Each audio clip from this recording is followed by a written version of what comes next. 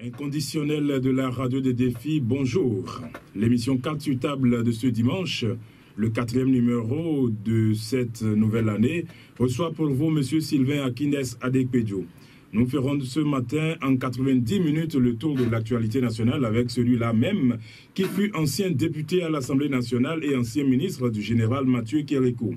Entre autres sujets à débattre au cours de cette émission, la confection de la liste électorale permanente informatisée, la gestion actuelle des affaires par le pouvoir en place, l'organisation des élections prochaines. Nous n'occulterons pas la problématique du régionalisme qui, selon certains, prend une ampleur non négligeable dans notre pays.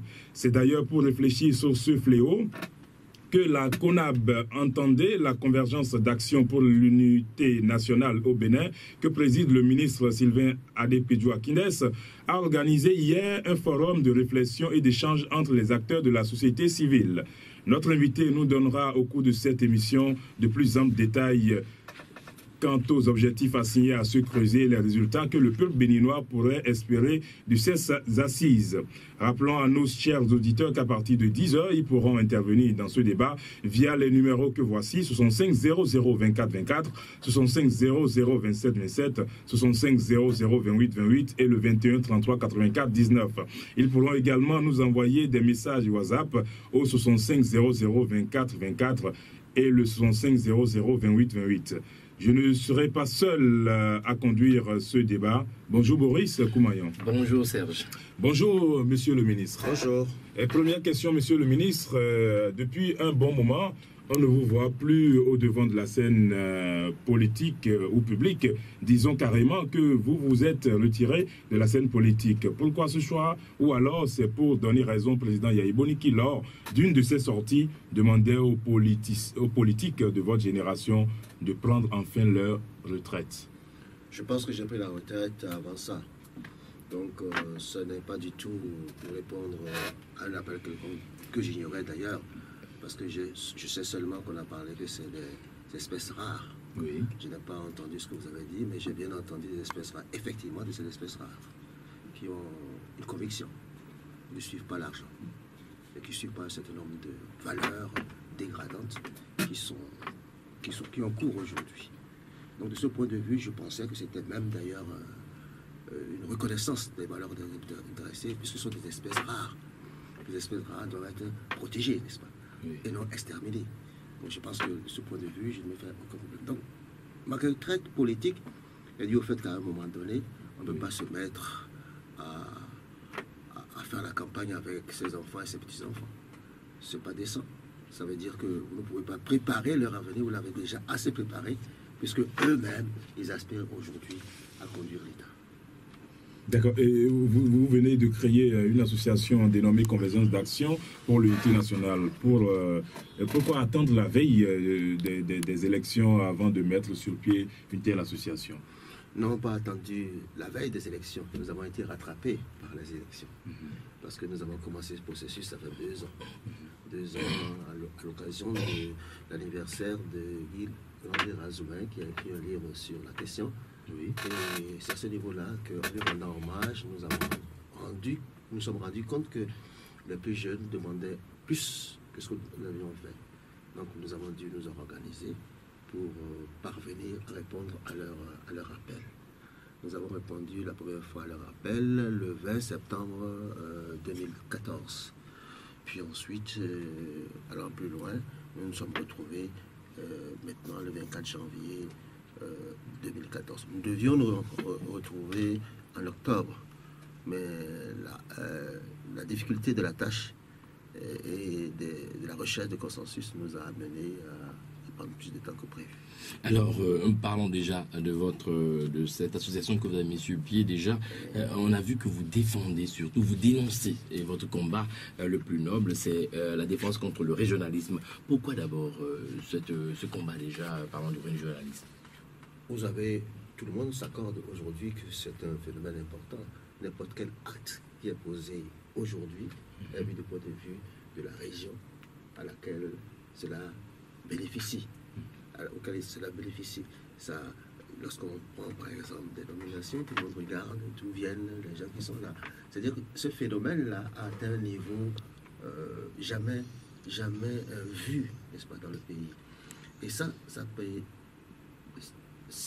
prépare l'opinion à des affrontements ethniques à plus brève ou longue échéance. On voit même des gens qui vont ailleurs ayant une responsabilité nationale l'attribuer à leur région et non à leur compétence et non à la reconnaissance de leurs compétences. Donc la réflexion aujourd'hui n'est plus par rapport à la compétence, par rapport à la valeur, mais par rapport à la région. C'est une évolution extrêmement importante. C'est pour ça que nous avons estimé que, ayant passé des dizaines d'années sur la scène politique, nous devions laisser quelque chose de plus propre autant que possible. Au moins semer quelque chose qui va germer ou qui va pousser pour que l'unité du pays ne soit pas définitivement compromise. Mais quand vous parlez de régionalisme, c'est un aspect, mais vous avez passé outre la corruption, alors qu'il y a également un mal qui sévit. Et pourquoi seulement le régionalisme, alors que la corruption est également un mal qui domine? Vous savez, chacun choisit ce qu'il veut, ce sur quoi il veut s'engager. Et ça dit, comme vous l'avez dit tout à l'heure, que lorsqu'on fait des nominations, on se demande de quelle région sont issus les nommés. Est-ce à dire que c'est parce que les gens de votre zone ne sont pas souvent nommés que... Je ne sais même pas s'ils sont nommés. Je ne me préoccupe vraiment pas de ça, puisque je ne suis pas dans cette dynamique. Donc personne ne me verra pour dire je vais être nommé. Personne ne viendra de dire viens fêter parce que j'ai été nommé. Parce que tout le monde sait que je ne suis pas du tout dans cette logique des choses. Donc la question n'est pas là. On n'a pas choisi la corruption parce que c'est aussi un autre... Et puis il y a tellement d'organisations pour lutter contre la corruption. Même le chef de l'État a marché contre ça. Par conséquent, mais personne n'a marché pour l'unité de notre pays. Mais vous l'avez dit, il y a tellement d'organisations pour lutter contre la corruption, mais on constate que la corruption, de jour en jour, ne fait que grossir et à d'autres adeptes. Et voilà, vous êtes à peu près seul à parler du régionalisme. Est-ce que vous pensez qu'on peut atteindre les objectifs ou atteindre des résultats probants? Vous pensez que la multiplicité des organisations qui luttent contre la corruption a fait changer quelque chose? Non. Donc c'est l'efficacité qui importe. Nous pensons que nous allons être efficaces. Et ainsi déjà, parlant bien sûr du régionalisme, vous étiez dans le gouvernement du général Mathieu Kérékou, vous avez quand même participé d'une manière ou d'une autre. J'ai participé, pas d'une manière, j'ai participé clairement. Clairement, hein, déjà. Et là, est-ce que selon vous, vous avez remarqué le régionalisme aujourd'hui? Quand on parle avec insistance de régionalisme, on voit que ça c'est avéré concrètement. C'est pas la même dimension, ce n'est pas le même esprit. L'attachement à sa région ne peut pas être considéré comme du régionalisme. Vouloir que des choses se fassent dans sa région ne peut pas être assimilé à du régionalisme, de mon point de vue. Mais privilégier cela, avoir une politique dans cette orientation, c'est beaucoup plus différent. Je pense qu'il y a une différence qualitative importante entre ce que nous avons vécu et ce que les gens sentent aujourd'hui. Mais entre-temps, vous n'avez pas quand même, au temps du général Mathieu Kérékou, vous n'avez pas dénoncé une chose du genre. Et surtout, en 2011, vous êtes revenu sur ça parce que déjà avec le président Yaya Boni, il y a eu plus des choses qui vous disent que le régionalisme est bien présent. Oh, attention, vous ne savez pas ce que j'ai dénoncé quand j'étais au gouvernement. Parce que lorsqu'on est au gouvernement, on ne dénonce pas, on n'attaque pas sur ces questions-là, sur la place publique. Mais vous êtes responsable, faites partie d'une équipe. C'est au sein de l'équipe que vous agissez, ce n'est pas en dehors de l'équipe.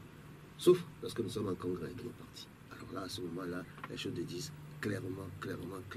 Mais au-delà de cela, en tant que ministre, je ne peux pas dire sur la place publique la critique que j'ai fait à droite à gauche. C'est pas responsable. Et une étude comparée rapidement déjà avec le régime Kérékou et celui bien sûr de Yaya Boni déjà depuis 2011.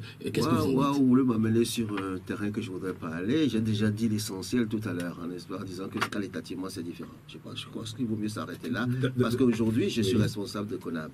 Et CONAB n'est pas orienté contre Yaya ou pour qui que ce soit. C'est tous ceux qui sont de tous les côtés qui doivent s'atteler à faire cela. Monsieur le ministre, pourtant en 2012, précisément le 6 août, dans une déclaration, vous avez dit que le président Kérékou vous est apparu en définitive comme un cynique caméléon qui a tout fait pour préparer la relève que nous subissons maintenant. Cela veut dire que le régionalisme existait bien avant l'avènement de Yaya au pouvoir. Ce que vous n'avez pas dénoncé en son temps. Non, qu'il a voulu que ce Yaïbouni n'arrête de régionaliste. Il peut considérer que c'est la personne la plus indiquée pour lui. Je n'ai pas parlé de régionalisme là. Hein, excusez, donc j'ai dit qu'il a caché ça. Mais il a mal caché puisque moi je le sais. Dans la mesure où j'étais au Parlement. J'étais au Parlement après avoir fait son discours à la nation, il a passé près de 30 à 45 minutes à défendre Yaïbouni. C'était un indice important pour un homme politique que je suis. Et j'ai vu la suite. Vous l'avez dénoncé en temps? Dénoncer? Pourquoi dénoncer? Oui, vous étiez au Parlement, vous avez dit. Si vous revenez au Parlement, vous sauriez que j'ai dirigé un front pour obliger Kérékou à débloquer les fonds afin que les élections aient lieu. Donc, le combat n'était pas le combat contre le régionalisme. Le combat, à cette époque, c'était pour que les élections aient lieu et que certains débloquent les moyens financiers qu'il fallait. Donc, je me suis concentré uniquement sur ça. Le reste, donc, on peut comprendre que vous concluiez par là que l'avènement de Yaïbouni au pouvoir était l'œuvre du général Mathieu Kérékou. En bonne partie. En très bonne partie. C'est ma conviction. C'est votre conviction? C'est ma conviction profonde. Maintenant, est-ce qu'il connaissait l'homme? Est-ce qu'il connaissait toutes ces tendances? Parce que lorsqu'on va choisir quelqu'un qui n'a pas milité dans une organisation à votre connaissance, eh bien, il y a un problème. Il se découvre être autre chose que ce qu'il paraissait être. Il est vrai que le président actuel a milité à la Renaissance du Bénin. Est-ce qu'il a été quelque chose de là-bas? J'en sais rien. D'accord. Monsieur le ministre, on revient au CONAB. Nous voulons que vous partagez avec les auditeurs les objectifs assignés à votre association. Oui, l'association est arrivée un peu en chemin. Parce que nous rendions hommage, comme j'ai dit tout à l'heure, à un de nôtres. On a fait des observations. Nous avons dit, bon, comment nous allons répondre à cette attente? Nous nous sommes mis à réfléchir là-dessus. Nous avons vu que si nous n'avions pas une personnalité morale, nous ne pourrions pas avancer. C'est comme ça que l'association est arrivée. Au départ, il n'y avait pas l'intention de l'association, mais c'est imposé comme moyen de lutte pour ce que nous voulions. Alors, notre objectif essentiel, c'est de semer ce qu'il faut pour que le régionalisme connaisse un frein et que l'unité nationale, ce qu'on appelle l'unité nationale, je dirais bien l'unité du Bénin, soit construite. Voilà.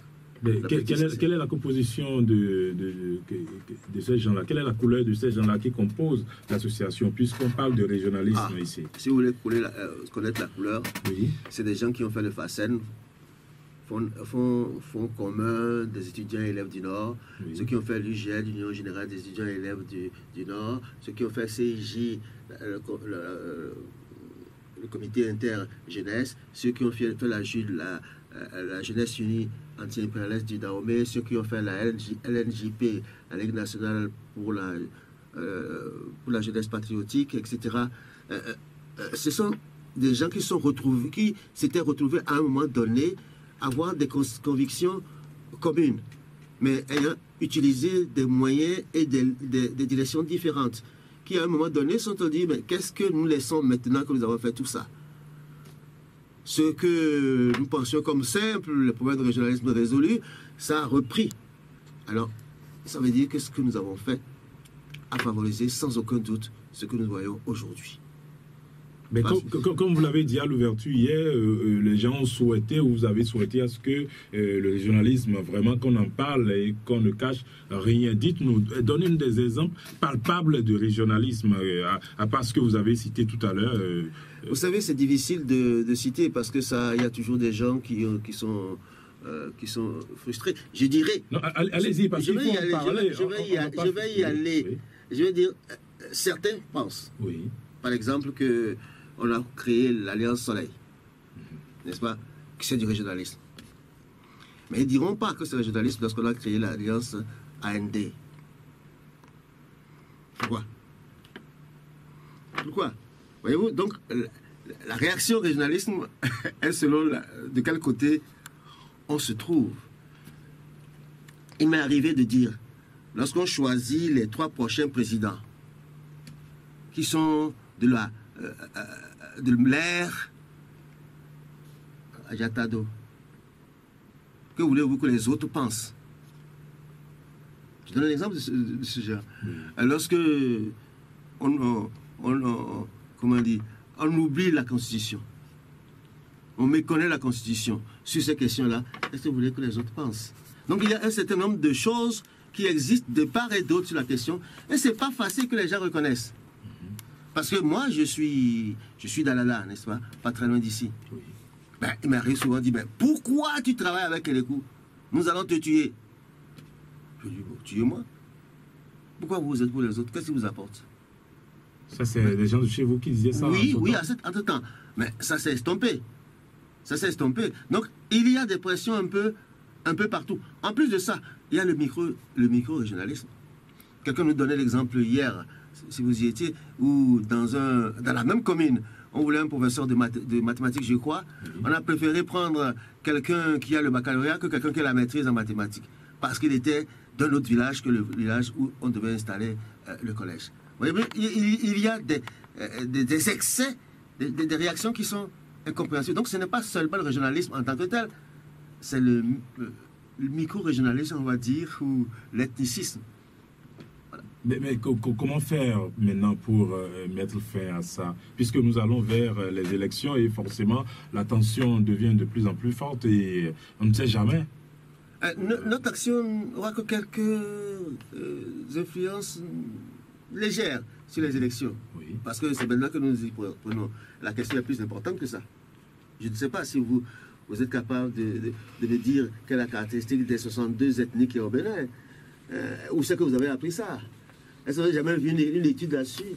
Est-ce que dans l'école primaire, on apprend aux jeunes qu'il n'est pas seul, disons, Yoruba, il y a aussi des Bariba ailleurs qui sont le même pays? Où est-ce qu'on leur apprend ça? Ah, rien. Vous allez au secondaire, c'est pareil. À l'université, c'est pareil. Alors, quand est-ce qu'on connaît son pays? Quand est-ce que c'est ceux avec qui on forme un territoire commun? Donc, il y a des réformes à faire là. Ces réformes, c'est pas demain, après-demain. Hein. Lorsque on parle de déséquilibre du développement, mais quels sont les indicateurs qu'on utilise pour mesurer ces déséquilibres? Et par rapport à cela, quel est le cheminement que l'on propose pour modifier ces indicateurs au fur et à mesure? Parce que ça ne peut pas se faire du jour au lendemain. Pas? Lorsque on dit, bon, il y a concours, vous avez beaucoup les gens du Nord diront, oui, mais on n'a pas de professeurs, nous, qualifiés en mathématiques ou en physique, etc. Et puis les autres disent, bon, mais en tout cas, c'est la compétence. La compétence, il faut avoir eu les mêmes chances de formation pour montrer si la compétence est partagée ou si elle est pipée au départ. Bon, personne ne se rend compte, en fait. Lorsqu'on a bénéficié de ça, je dis, quelqu'un m'a dit un jour, j'ai rigolé, mais je pense qu'il a peut-être, je ne sais pas, je me suis mis à réfléchir. Il dit, vous savez, lorsque vous êtes majoritaire, que vous prenez la décision, vous ne vous rendez pas compte que vous êtes régionaliste et que vous vous occupez seulement de vous.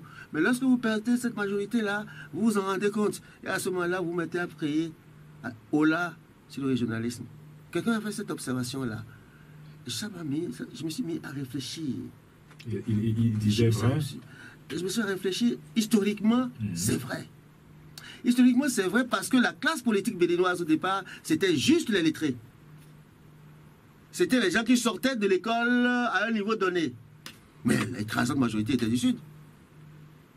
L'écrasante, sinon presque la totalité, on aura peut-être 10% maximum qui étaient d'autres régions. Mais lorsqu'ils choisissaient quelqu'un, ils ne se rendaient pas compte qu'ils choisissaient que les gens de chez eux. Et qui ne choisissaient pas en fonction de la représentativité en voix des uns et des autres. Mais c'est à ce niveau-là. Mais le jour où ils se rendent compte que les autres ont utilisé d'autres moyens et peuvent émerger, eh bien, ils parleront de régionalisme.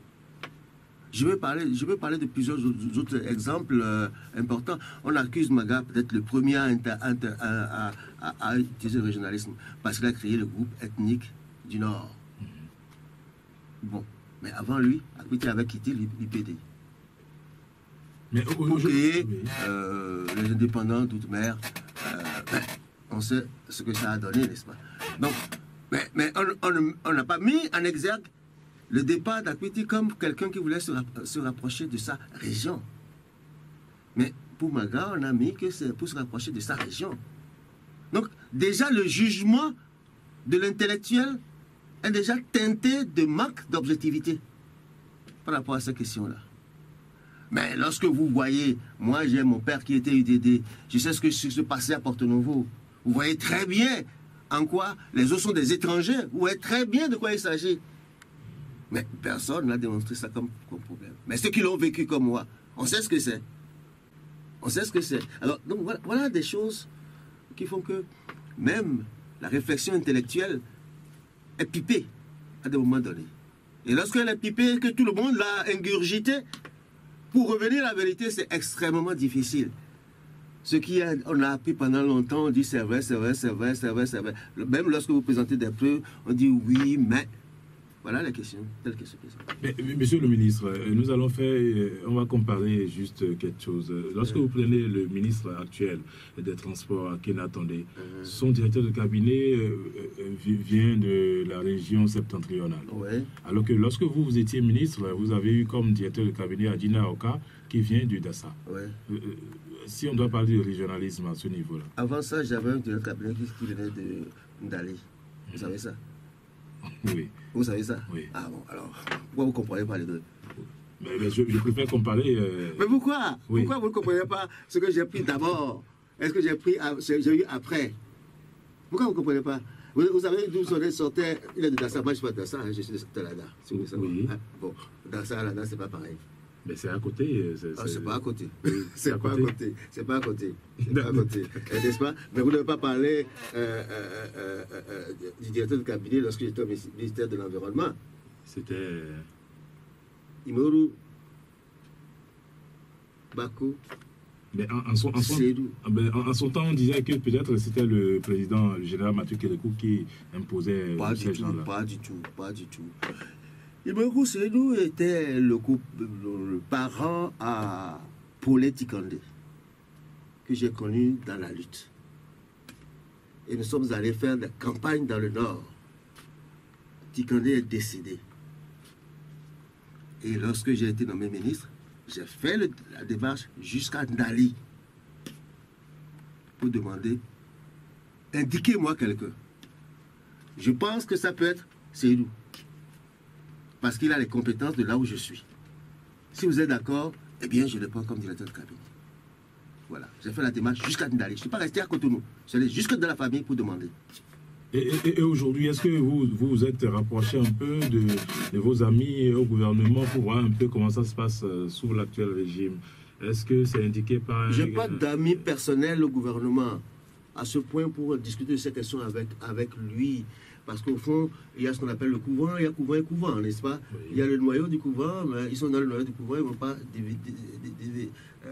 dévoiler ce qu'il y a dans le noyau du couvent, sinon ils ne sont plus du tout de bons féticheurs, de bons adeptes.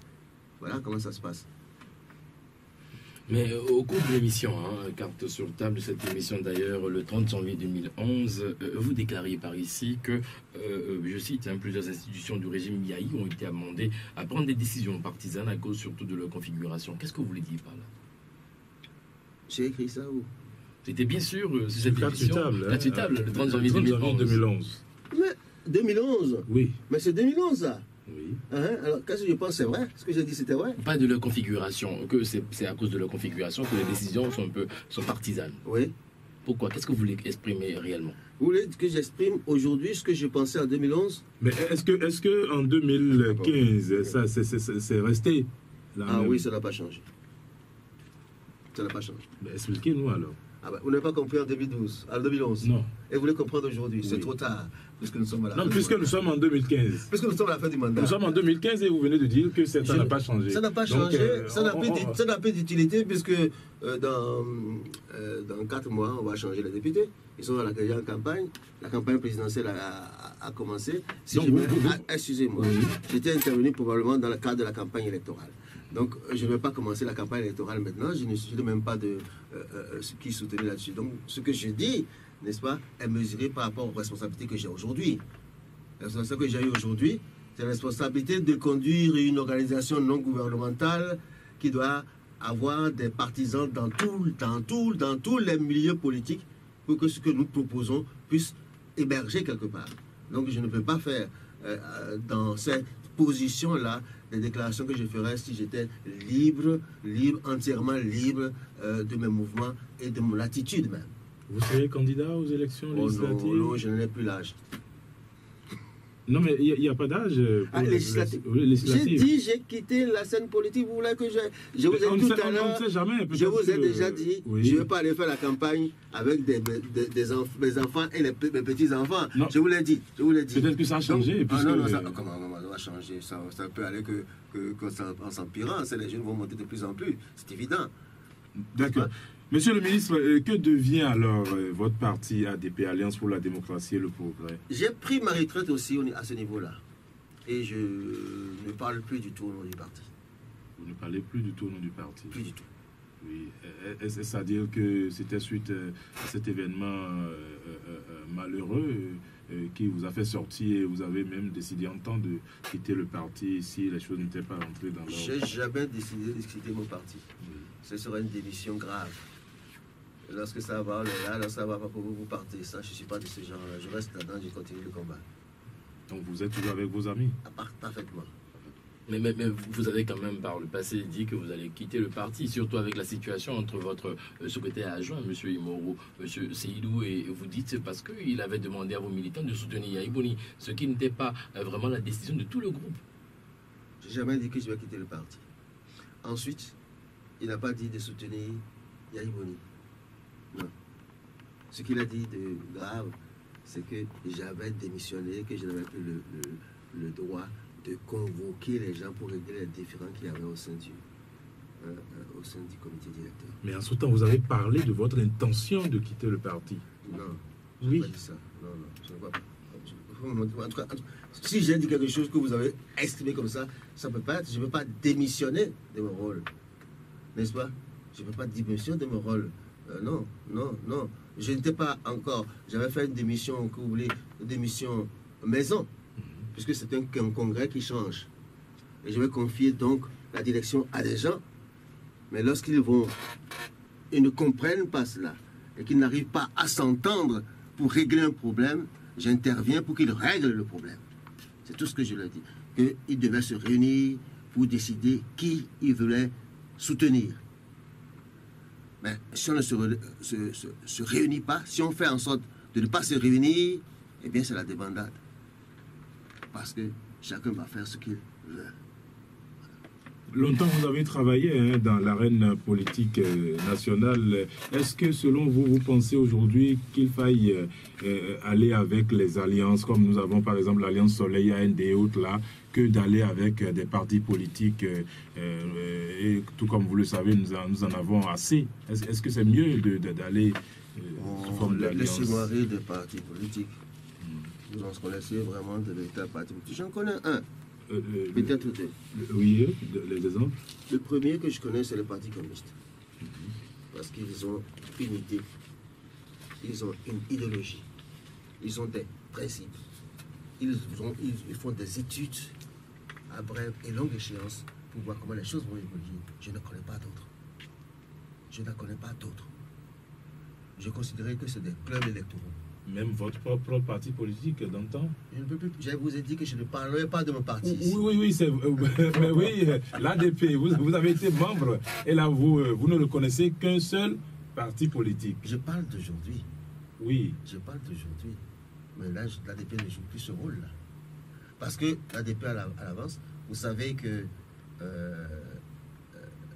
l'ajustement structurel, oui.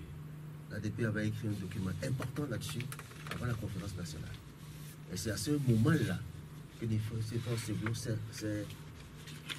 fait découvrir, s'est montré au séminaire que le syndicat national de l'enseignement supérieur avait organisé sur la situation économique. Donc, cette organisation était due au coup de pouce de l'ADP. Le secrétaire général à ce moment-là était membre de notre bureau directeur. On a dit, au niveau des syndicats, vous avez des intellectuels là, organisez quelque chose. Donc, il y a beaucoup d'études qui étaient faites. C'est vrai, j'estime que les études ne sont pas allées très loin. J'estime même qu'on n'a pas approfondi la question du régionalisme. Et nous en avons été victimes d'ailleurs. Victime de quelle façon?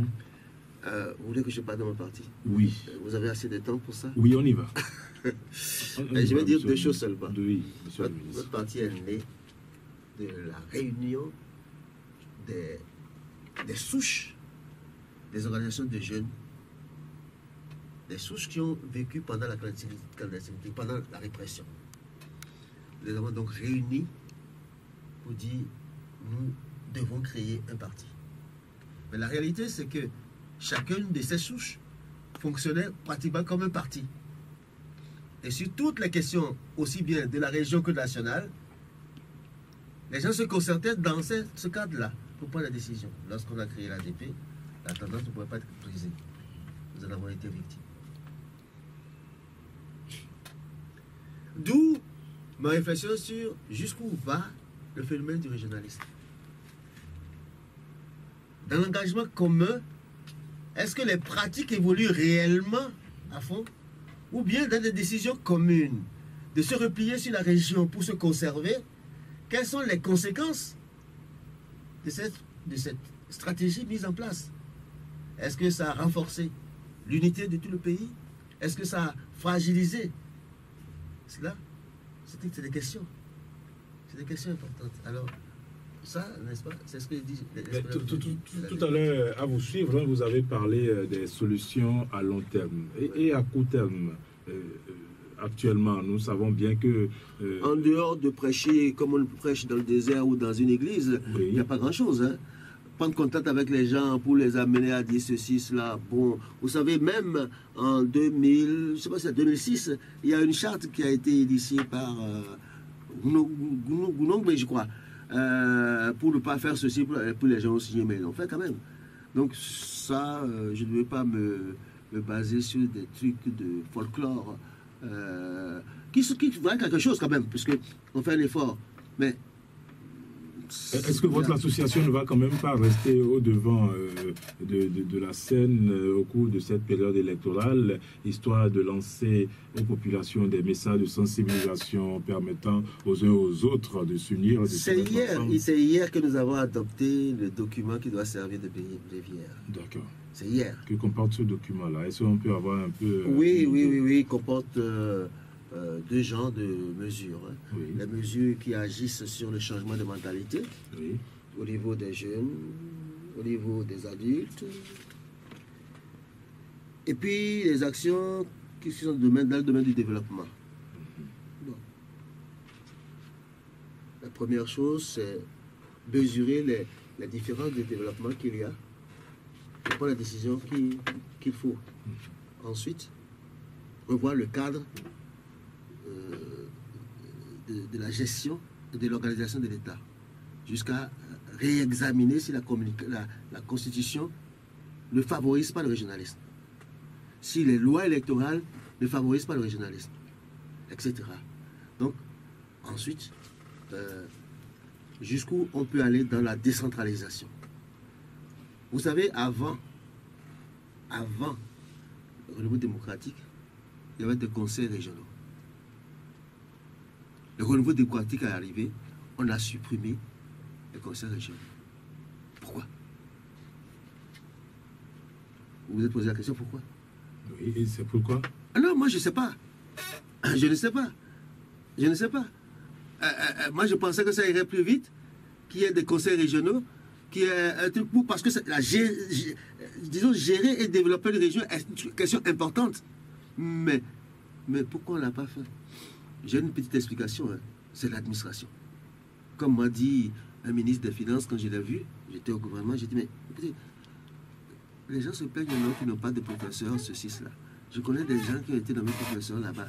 Ils ne sont pas allés, ils sont restés à Cotonou, ils ont eu leur salaire pendant 2 ans, 3 ans. Mais si c'était décentralisé, vous croyez que c'est possible? Vous croyez que si on avait mis quelqu'un dans la Librairie ou le Borgou, le préfet ou les autres vont accepter que quelqu'un qui n'est pas venu, on continue de le payer? Si c'est eux qui le payent, ils ne vont plus le payer. Ils sont obligés de rejoindre son poste. Donc, la politique de développement du pays souffre énormément de la centralisation à outrance d'un certain nombre de compétences à Cotonou. paiement des salaires, suivi des carrières, c'est inadmissible. Ce n'est pas un pays comme ça, ce n'est pas possible. C'est pour ça qu'il y a toutes ces conneries qu'on peut remarquer. Si c'était fait autrement, ça se serait autrement. Il y a des besoins des communes, il y a des besoins des régions ou des départements. Mais donnez-leur les moyens financiers pour qu'ils fassent, qu'ils regardent leurs besoins et qu'ils résolvent les problèmes qu'ils ont, au lieu de rester à Cotonou, de dire combien de classes, où on va passer la classe ici et là. C'est des choses élémentaires. Mais le poids de l'administration dans notre pays, j'ai discuté avec un ministre important l'autre jour, je ne dis pas lequel, qui dit, vous savez, au Bénin, en fin de compte, c'est les cadres et l'administration qui commandent. On prend des décisions, même au niveau ministériel, eh bien, ils ne suivent pas. Si vous avez été responsable, vous savez que ça se passe comme ça aussi. Vous prenez une décision, vous dites faites ceci, on fait autre chose. Vous êtes obligé d'aller regarder, etc. Même si vous prenez quelqu'un pour contrôler, lui aussi il entre dans le circuit. Alors, il y a un certain nombre de choses qui sont... Mais lorsque vous êtes dans une organisation politique, qui a des yeux par là, ça ne pourra pas passer inaperçu. Parce que l'organisation politique se considère comme responsable, comptable de ce qui se fait. Et pourra attirer votre attention là-dessus. Voilà pourquoi c'est important. Mais si vous n'avez que des opportunistes qui veulent de l'argent, qui veulent ceci là, qui agissent, c'est autre chose. Mais est-ce que, avant votre forum, est-ce que ce n'était pas nécessaire que vous ouvrez un peu la brèche, que vous permettez, vous recensez tout ce qu'il y a comme cas de régionalisme dans nos administrations, auprès de nos populations, que vous demandez aux gens de dénoncer, de venir parler, qu'on ait une sorte de cérémonie de vérité, de réconciliation pour pouvoir recenser tous. Moi aussi, j'étais ministre chargé de, je sais pas, de la société civile, oui. Comme ça là, j'aurais peut-être tenté ça, mais je ne suis qu'un simple citoyen. Vous êtes une association? Non, je vous ai bien dit que nous avons commencé par rendre hommage à notre ami Guy Razouin. Oui. C'était pas une association. C'était des amis, 4 ou 5. C'est devenu une association. Et puis après, oui. On a cherché d'autres personnes, on les a recherchées par département et par leur appartenance aux différentes associations que j'ai citées tout à l'heure. Et on les a rassemblés pour dire qu'est-ce qu'on fait. Et c'est là qu'on a préparé. Et en préparant donc la première rencontre, on a vu qu'on devait se devenir l'association, sinon on ne pourrait pas aller très loin. Ne serait-ce que pour la fiabilité d'un financement. Lorsque vous voulez faire une souscription, si c'est vous, un tel individu, ça c'est pas fiable. Mais lorsque c'est une association et qu'il y a un compte là-dessus, les gens sont plus à l'aise pour dire, et c'est plus contrôlable, n'est-ce pas? On sait très bien qu'est-ce qui est entré, qu'est-ce qui est sorti. Voilà. Donc, voilà comment ça s'est passé. Et maintenant, nous avons dit, bon, mais il faut qu'on s'entende sur quelque chose. C'est ça qu'on a fait, on a fini par faire hier. La première fois, c'était que tout le monde parle, dise toutes les observations, tous les problèmes qu'il y a. Ok, quand on a tout dit là, allez, on choisit des volontaires. Les volontaires font la synthèse et tirent les propositions essentielles. C'est ça qu'on a étudié hier.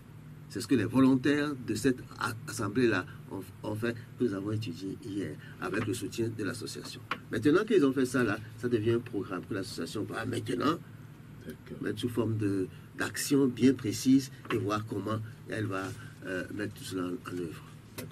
Alors, nous allons revenir maintenant à l'actualité, hein, surtout oui. À la gouvernance sur Yaya Boni. Comment vous l'appréciez aujourd'hui, la gouvernance du président Yaya Boni? Ce que j'apprécie rien. Je sais que les gens apprécient que c'est mauvais. Et votre point de vue personnel, déjà, sur la question, parce que là, c'est ce que les gens disent, que vous avez relayé là. Qu'est-ce que vous pensez de la gouvernance aujourd'hui? Voyez-vous, les gens agissent selon ce qu'ils pensent de celui qu'ils ont en face d'eux. Que la personne soit comme ça ou pas, tout le monde agit en fonction de l'image que cette personne envoie. Donc, moi, si je veux juger de façon objective, je peux dire, voilà l'image que vous envoyez. Et je dis, voilà l'image qu'il envoie à ceux qui sont dans le pays. Moi, je me soustrais de ça, sinon mon raisonnement ne sera pas tout à fait responsable. N'est-ce pas? Je ne peux pas être juge et partir. Donc, je me mets un peu à l'écart, je regarde qu'est-ce qui se dit. Voilà comment est-ce qui se dit. Ah, attention, faites quelque chose. Moi, je considère qu'on dit, voilà, il y a trop de régionalisme, etc. Je dis, bon, ben, moi, je vais lutter contre le régionalisme. Je prends ma décision personnelle en tant que mon engagement personnel. à partir de ce que les gens disent, sentir concrètement. Vous aviez appartenu à un gouvernement, qui plus est le gouvernement du général Mathieu Kérékou. Aujourd'hui, nous avons celui du président Yahi Boni. Ça doit quand même, vous devez quand même avoir fait une comparaison et nous dire comment ça se passe aujourd'hui. Est-ce que c'est différent de comment ça se passait? Est-ce que c'est mieux aujourd'hui qu'avant? Je ne suis pas membre du gouvernement, comment je peux savoir comment ça se passe? Mais vous êtes citoyen, vous êtes dans le pays où vous vivez. Un citoyen ne sait jamais ce qui se passe dans ce gouvernement. Jamais. Mais on apprécie les actions du gouvernement. Mais je dis, voilà l'appréciation que les gens donnent. Pourquoi vous Mais vous, quelle appréciation? Moi, je dis la position que j'ai aujourd'hui. Oui. Je dirige une ONG qui veut lutter contre un fléau national. Le régionalisme. Mais voilà, dans ces conditions, si à partir du moment où on a décidé ce qu'il faut faire, si quelqu'un va outre, je parlerai avec responsabilité de cette chose-là. Mais je ne peux pas, aujourd'hui, diviser l'ensemble des gens qui ne sont pas contents de cette chose-là, parce qu'ils sont dans tous les camps. Ah bon? Ah oui, ils sont dans tous les camps. Dans tous les camps. Je ne vais pas aller dans le détail, ils sont dans tous les camps. Non, ici c'est cas sur table, allons-y. Mais c'est cas sur table, c'est pour ça que je veux dire qu'ils sont dans tous les camps. Allons-y dans les Mais oui, oui. Dans tous les camps, qu'est-ce que vous voulez exprimer? Que ce soit pour la mouvance ou pour l'opposition. Voilà comment je classe ça. Oui. Bon. Ou des neutres comme moi. Ok. Et tout ce monde-là est d'accord qu'il faut freiner. Mais ma tâche en tant que président de CODAV, c'est de le mettre ensemble. Et de dire, bon, tout ce que vous dites là, on n'a pas fait ceci, il faut faire cela là. Ici, on est venu pour parler de quels sont les actes que nous allons poser pour que ce mal-là recule. Donc, nulle part, en tout cas pas à la place publique, je vais dire, ah, celui-ci a raison, celui-ci a... Non, vous ne réalisez pas. C'est en croire que vous ne voulez pas mettre les pieds dans le plat. Si, je mets les pieds dans le plat, mais pas en tant que responsable d'une ONG. Je suis responsable d'une ONG qui a un sujet délicat. Ou que ce soit la mouvance, ou que ce soit l'opposition, toutes deux ont des comptes à rendre sur la question. Mais en tant que simple citoyen, est-ce que monsieur le ministre mange mieux aujourd'hui? Il n'y a pas de simple citoyen. Il y a toujours un citoyen engagé pour une cause donnée. Et selon la cause pour laquelle vous êtes engagé, vous adoptez la posture qu'il faut pour que cette cause-là avance. Vous ne faites pas comme si c'est vous seulement qui comptez, parce que vous n'êtes plus seul. Vous avez vos parents et amis. Vous êtes le leader, vous êtes la vitrine d'un groupe. Donc, la diversité de ce groupe-là, vous devez la respecter. Vous avez vos amis, parents et autres qui tournent autour de vous. Est-ce que vous les voyez, vous discutez avec eux? Est-ce que vous pensez qu'ils vivent mieux aujourd'hui qu'hier? Mais je vous ai parlé déjà de l'image qu'ils ont de ce qui se passe. Je vous ai dit ça. Mais moi, j'ai dit ce que les gens ressentent. Je dis quand c'est comme ça, là, eh bien, il faut dire attention, ça ne va pas. C'est tout. D'accord. Donc, on tire la conclusion que ça ne va pas. Pas, je dis c'est ça que les gens ont dit. Et vous-même? Non, moi je ne dis rien de spécial. Je constate que c'est ça. Et j'ai continué de dire un régime ne vaut que par l'image qu'il envoie à la majorité des gens. Voilà. Et voilà ce que les gens disent. Je m'arrête là. On vous a compris. On vous a compris, monsieur. On a compris comment? mais, monsieur le ministre, en réalité, vous avez également votre point de vue sur la question. Aujourd'hui, les affaires, la gestion des affaires aujourd'hui. Je n'ai jamais dit que je n'ai pas mon point de vue personnel. Mais vous parlez plutôt je dis lorsque je parle dans le public, pour le public, j'adopte les opinions, les réactions qui permettent la cohésion du groupe que je dirige. Et je mets cette cohésion au-dessus de mon sentiment personnel. Au-dessus de mon sentiment personnel. Parce que lorsque l'on est engagé, on ne regarde pas son habit. On ne regarde pas soi-même. On voit qui vous représentez. Et qu'est-ce que vous pouvez dire qui va unir ce que vous représentez? Si vous vous mettez à la diviser, qu'est-ce que vous voulez faire en fin de compte? Ça veut dire que vous perdez du tout l'objectif pour lequel vous vous êtes engagé. Mais je ne suis pas prêt à faire ça. D'accord. Monsieur le ministre, nous allons évoluer dans le débat. Un mot sur la révision de la Constitution. Le débat agite la classe politique depuis des années. Le projet est encore sur la table des députés. Êtes-vous pour ou contre cette révision de la loi fondamentale? Je ne suis ni pour ni contre. Pourquoi je ne suis ni pour ni contre? Je ne sais pas pourquoi on veut réviser. Je ne sais pas quelles sont les raisons fondamentales, quelle est l'évaluation réelle. J'ai cherché à savoir. Et j'ai vu, ils ont fait un séminaire, je crois que c'est soit de droit de l'homme, là, sur la révision de la Constitution, la relecture de la Constitution. J'étais offusqué de voir que tous les cadres qu'ils ont invités, ça ne dépasse pas Abobé et Dassa. Ça ne dépasse pas Abobé et Dassa. J'ai regardé un à un, mais j'y ai trouvé un représentant de la France, de l'ambassade de France. À partir de ce moment-là, je me suis dit, les questions essentielles ne sont pas abordées. Les questions essentielles ne sont pas abordées. Heureusement que j'ai un certain âge pour savoir comment cette constitution a été rédigée. Et les débats qui ont lieu, où se trouvait la majorité des points de vue, mais où se trouvait la science. Et voilà. Monsieur, vous avez toujours déploré les décisions de la Cour constitutionnelle qui, selon vos constats, ne seraient pas de nature à garantir la paix. Mais que pensez-vous de ça? Vous savez que j'ai dit ça? Oui, vous l'avez dit. On a fouillé des archives, on en a trouvé. Ah ben, vous dites-moi, parce que je dis c'est des choses précises. Oui. Oui. Des choses précises. Il est évident. Oui. Non, vous parlez sur le passé. Bon, je ne suis pas venu ici pour critiquer les institutions. Mais je pense que la Cour constitutionnelle a pris parfois, et même souvent, des décisions qui sont hors ses compétences. Et sa dernière décision, la dernière décision en date de la Cour constitutionnelle? Ah, ce que j'en pense. Oui. Ce que j'en pense, ça devait arriver, c'est arrivé. Ça devait arriver, c'est arrivé. Parce que, ce que j'ai compris, ce que j'ai compris de la chose, on ne peut pas, dans un certain délai, modifier sans qu'il y ait un dialogue. Donc, pour qu'on puisse modifier et qu'on ait l'ordre que voulaient ceux qui contestaient, il fallait nécessairement un dialogue. Et c'est les mêmes qui bloquent le dialogue. Je me demande quel est le résultat. Si ça veut dire qu'on ne veut pas qu'il y ait la loi qu'on a soi-même déposée. C'est comme ça que je l'analyse. Peut-être que je me trompe, hein, parce que je ne suis pas allé dans les détails, mais quand je vois globalement, je dis il faut serrer les problèmes. Nous avons été à la conférence nationale. Comment nous avons été à la conférence nationale? C'est la conférence nationale que nous avons imposé le fait que les décisions qui sont prises doivent être respectées. Sinon, nous ne poursuivons pas. Nous étions tous là déjà. Tout le monde était là. On n'a pas choisi des gens à droite, à gauche, qui ont des intérêts que nous ne mesurons pas pour le faire. C'est ça comment ça s'est fait. Si on veut faire la comparaison, le comité préparatoire de la conférence nationale, la plus importante de notre pays, aucune opposition n'était là-dedans. C'était seulement les gens du gouvernement. Mais l'esprit du chef a dû jouer pour qu'il en soit ainsi. Est-ce que le gouvernement tel qu'il est composé est capable de ça? Je ne suis pas certain. Je ne suis vraiment pas certain. Mais ce n'est pas une question, ça. La question, c'est l'objectif que l'on veut atteindre. Si l'objectif que l'on veut atteindre, c'est pour qu'il n'y ait pas vote d'une loi, d'une nouvelle loi, on l'a atteint.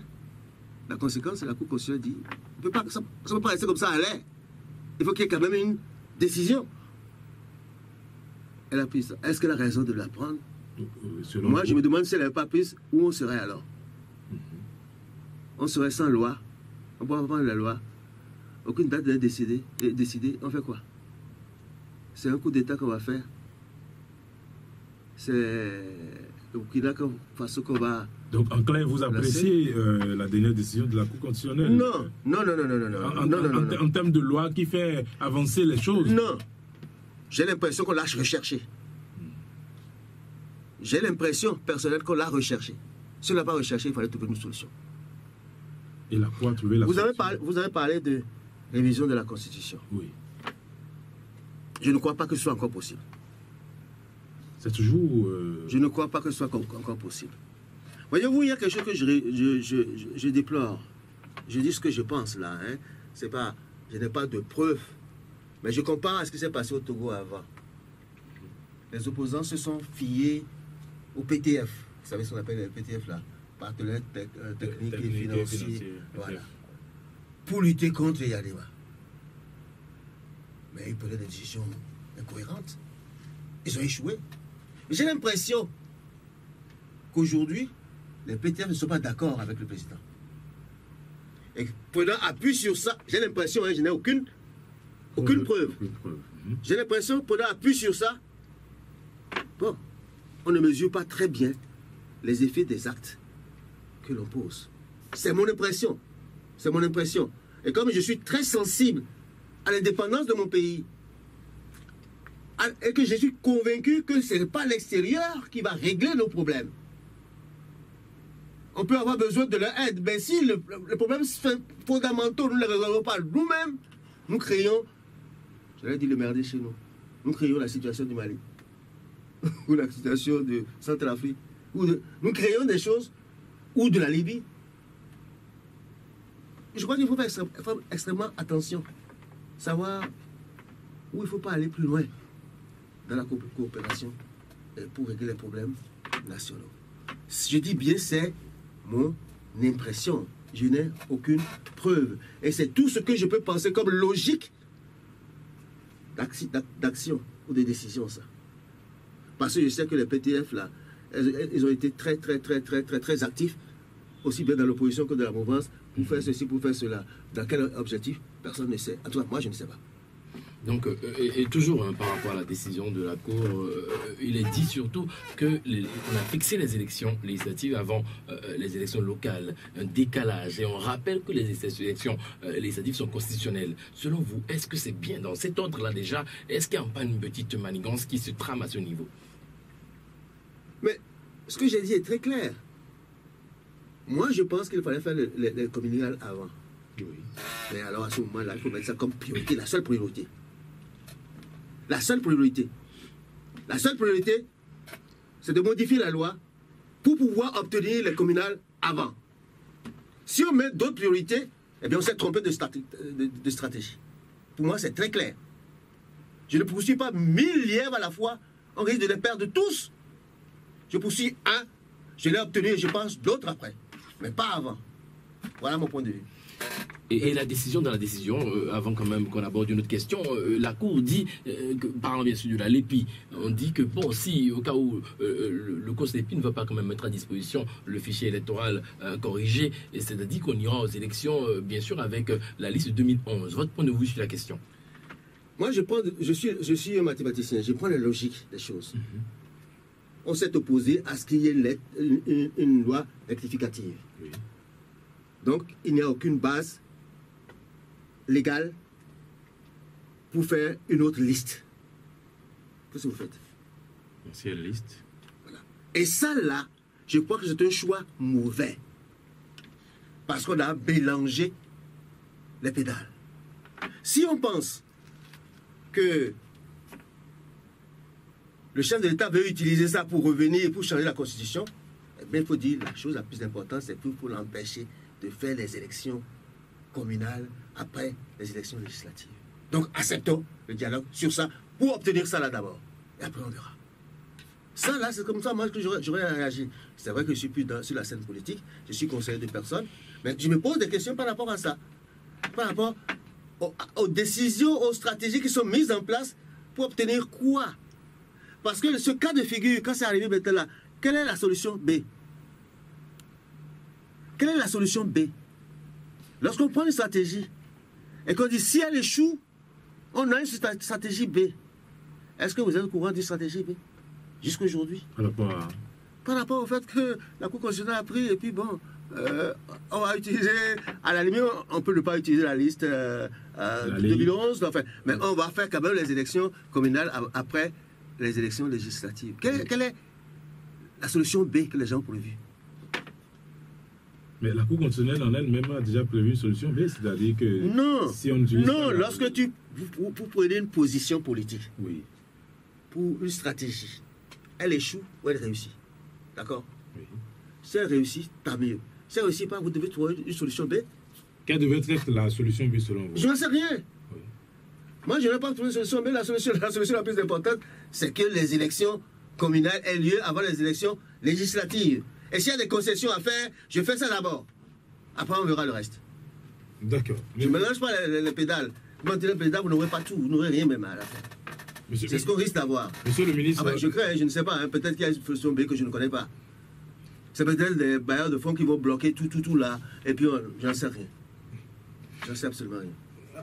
À présent, monsieur le ministre, quel doit être le portrait robot, si vous le voulez bien, le profil du prochain président de la République, selon vous? Pour moi, là, oui. Il faut qu'il s'engage fortement contre le régionalisme. Point.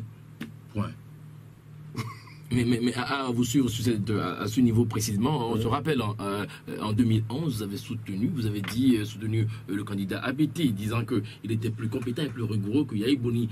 Et aujourd'hui, maintenant, vu les choses qui ont beaucoup avancé, je pense que... Vous avez dit que c'était le candidat idéal. Hein? J'ai jamais dit l'idéal. J'ai dit, c'est le seul candidat qui n'a pas avantage à ce que la ligne régionaliste triomphe. C'est ce que j'ai dit. Bon, est-ce que ça demeure votre opinion? Je parlais de 2011. Hein. Oui. C'est le seul candidat qui n'a aucun avantage parce que les autres faisaient des campagnes clairement sur des bases régionalistes. Clairement. Donc, moi, je ne peux pas entrer dans ce circuit-là. Mon engagement ne date pas d'aujourd'hui. Donc, j'ai dit, je n'entre pas là-dedans. Donc, j'ai dit, j'ai dit, je travaille avec toi à condition qu'on travaille sur ces questions-là. C'est ces questions-là seulement que moi je vais faire. C'est pour ça qu'on a fait le tour d'un certain nombre de radios, de trucs, pour parler du problème du régionalisme. Je ne sais pas si vous vous rappelez. Oui. C'est comme ça que ça s'est passé. Donc c'est ça.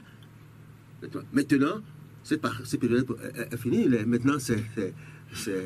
Parce qu'en principe, moi, je ne suis pas qu'un individu. Oui, vous êtes... Je suis dans une équipe.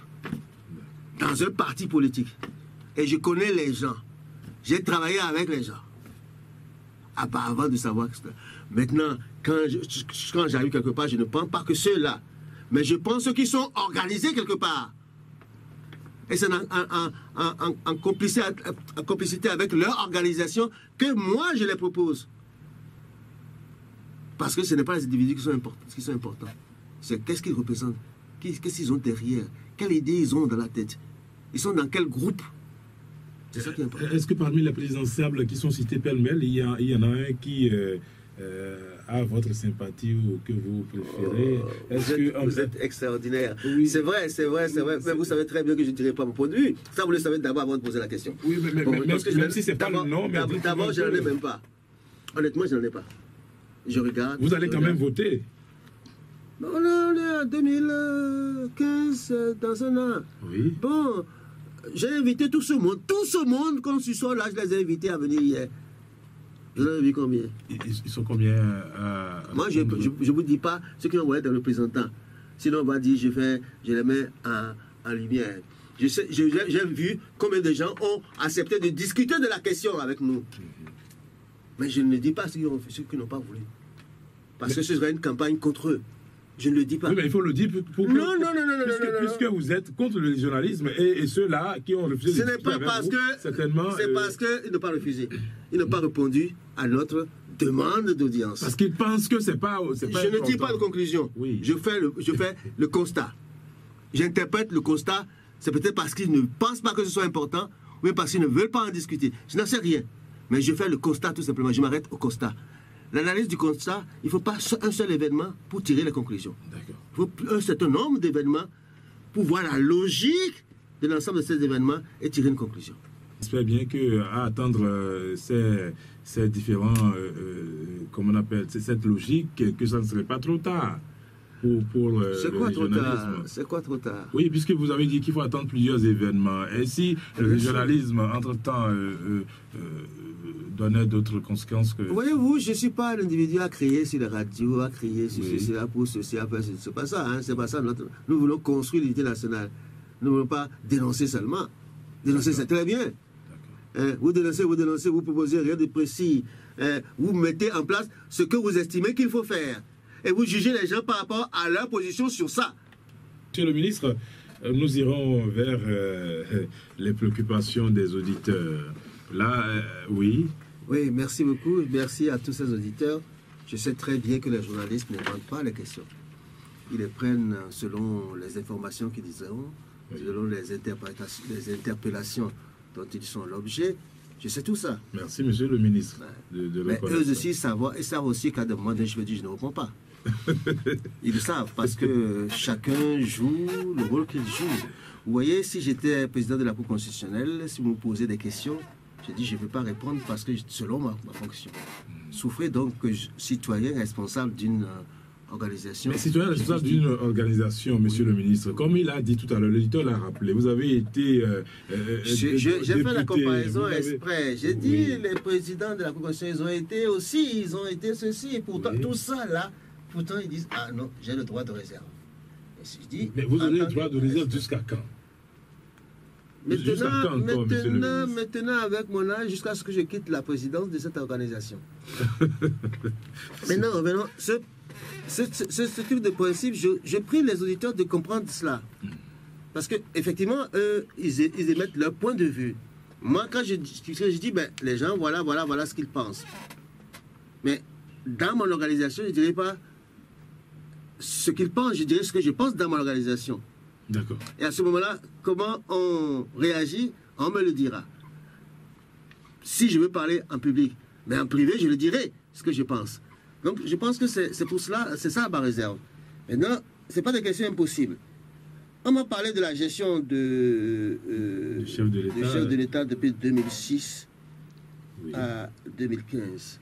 On a cité un certain nombre de phénomènes qui sont des faits réels, avérés réels, auxquels il faut réclamer d'avoir des réponses. D'accord. Il faut que ça soit clair. Que ça soit clair. Je pense que c'est ça l'essentiel de ce que je peux dire. Mais je ne vais pas vociférer pour ça. Je dis que c'est des questions claires.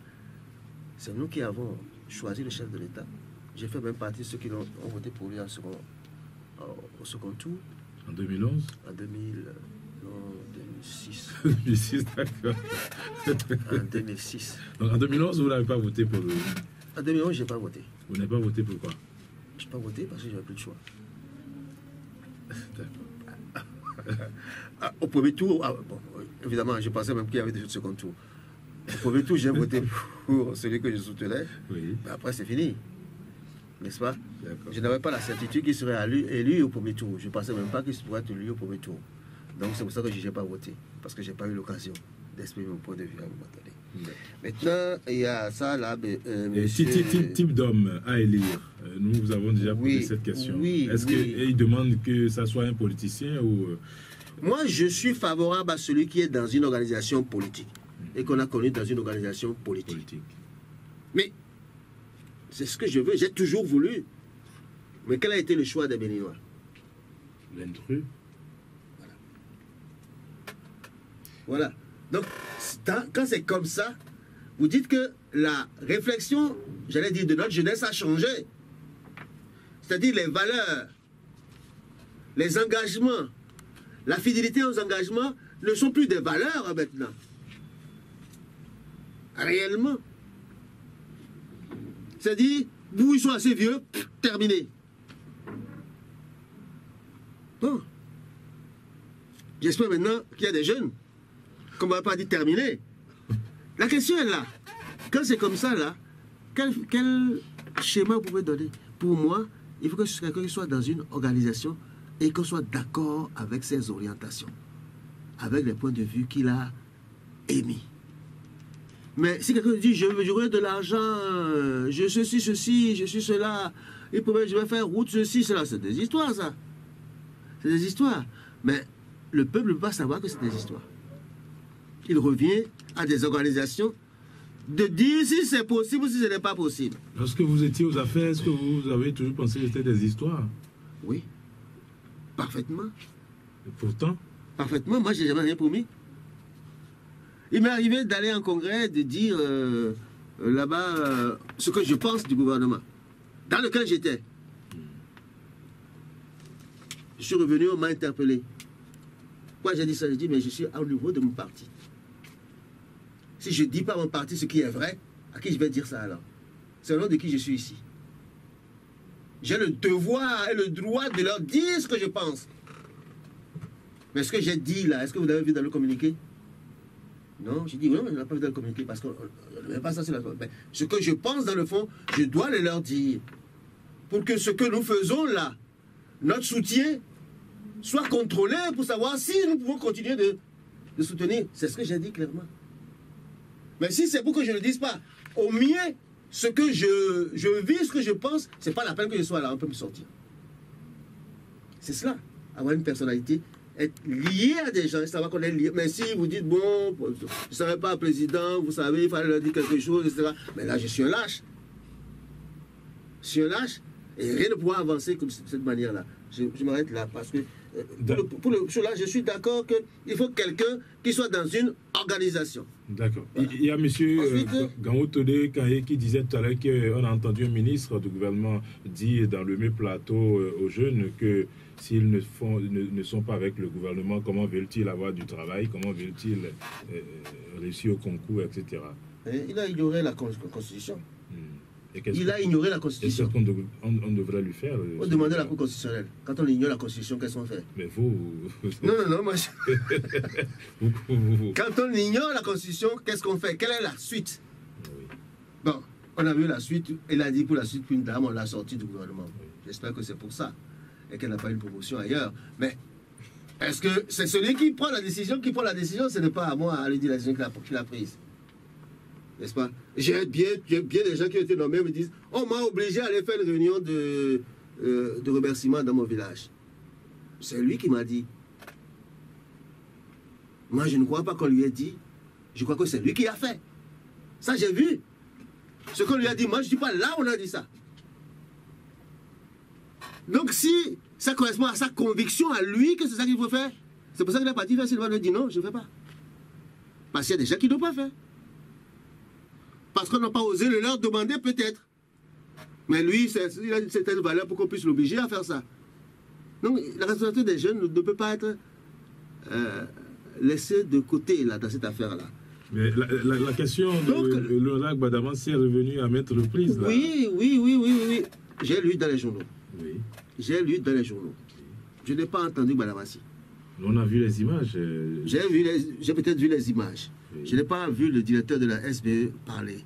Non, je n'ai pas entendu. Gbadamassi seul. Oui. Non, je n'ai pas vu Gbadamassi, moi. Oui. N'est-ce pas? Je dis, je n'ai pas vu. À la limite, ce qu'on a dit ne peut pas être faux. S'il a dit, il l'a dit. Oui. Le directeur général de la SBE n'a pas réagi. Et je vais me mettre à dire quoi? Ou, de deux choses l'une, ou il a acheté des poteaux. Oui. Tel que le fabrique la SBE et les places pour les gens, alors il est à 6 mois avant, il est à moins de 6 mois avant les élections, la loi doit lui être appliquée. Ou c'est la SBE qui a fait ça, et il utilise ça, la loi doit lui être appliquée, et la loi doit être appliquée aussi au directeur général de la SBE pour avoir laissé faire sans rien dire. Je m'arrête là. Le reste, je ne vais pas me mettre à autre chose. Monsieur le ministre, nous sommes presque à la fin de cette émission, mais on ne va pas vous laisser partir sans que vous n'épiloguez un peu sur la déclaration du chef de l'État devant le corps diplomatique, le Bénin, qui va soutenir le Nigeria dans la lutte contre Boko Haram. Oui, mais ça fait longtemps que le chef de l'État a dit ça. C'est pas nouveau. Mais j'espère que personne ne peut dire a priori qu'il ne va pas soutenir le Nigeria. On peut le dire aussi pour montrer qu'on est assez gros, alors qu'on n'a pas cette force-là. Beaucoup de gens disent qu'on va soutenir le Nigeria en attendant que les subsides arrivent de France ou d'ailleurs. Donc, en fait, ils disent qu'ils sont prêts à vendre la force à l'argent étranger pour soutenir le Nigeria. C'est tout, à fournir des mercenaires. C'est le sens profond que moi je prends, j'attribue à tout ça. Parce qu'on envoie des troupes ailleurs, mais ce n'est pas nous qui payons. Ce n'est pas nous qui payons. On dit, on vend, en gros, nous vendons la vie de nos soldats pour des causes que les autres estiment importantes. C'est comme ça que je l'analyse. Ça rapporte au militaire, il est content. Bon. Ça rapporte à l'État, je n'en sais rien. Ça rapporte en tout cas à l'État le fait d'être en sympathie avec l'extérieur. Mais il ne sort pas l'argent du Bénin. est-ce que cette action-là n'a pas d'arrière-pensée, n'a pas de conséquences sur la liberté qu'il a de prendre des décisions chez lui? Ça, c'est des problèmes plus politiques et plus profonds que l'aspect superficiel. Monsieur le ministre, vu déjà que le président a pris cette décision d'envoyer des troupes béninoises, surtout au Nigeria, pour combattre Boko Haram, vous ne craignez pas, surtout des situations difficiles au Bénin, une répercussion de représailles? Oh, ça fait un bon moment que la France cite le Bénin comme parmi les pays les plus menacés. Vous ne savez pas ça? La dernière fois, même là, je l'ai entendu directement. Il a dit le Bénin avec une voix assez faible. François Hollande. Il a cité le Bénin parmi les pays qui étaient menacés. Donc, je ne sais pas s'il y aura plus que ça. Est-ce que ça veut dire, on veut faire ça là, aider-nous à lutter contre Boko Haram, nous aussi? Je n'en sais absolument rien. Je ne connais pas les décès. Parce que nous sommes dans un pays où la vérité, on fait tout pour la cacher aux populations. Lorsque la France, à un moment donné, a dit « Ah, le Bénin risque d'être cela », on a fait beaucoup de bruit pour dire « c'est pas vrai ». Aujourd'hui, la France le dit clairement, on ne dit plus rien. Et si on envoie des troupes au Nigeria, c'est pas seulement pour le Nigeria, sans aucun doute, c'est aussi pour le Bénin. Alors comment ça a changé? Quand est-ce que ça a changé? Pourquoi avoir dit ces choses-là, ne pas pris les dispositions, nous mettre dans, pour qu'on sache comment on va faire? Moi, j'ai su, à un moment donné, qu'on a envoyé des gens voir qu'est-ce qui se passe dans le Nord. Dans le Nord. Je sais qu'on a identifié 2 villes du Bénin qu'ils estiment être les plus fragiles pour ça. Je ne donne pas leur nom. Et qu'on a fait des enquêtes là-dessus.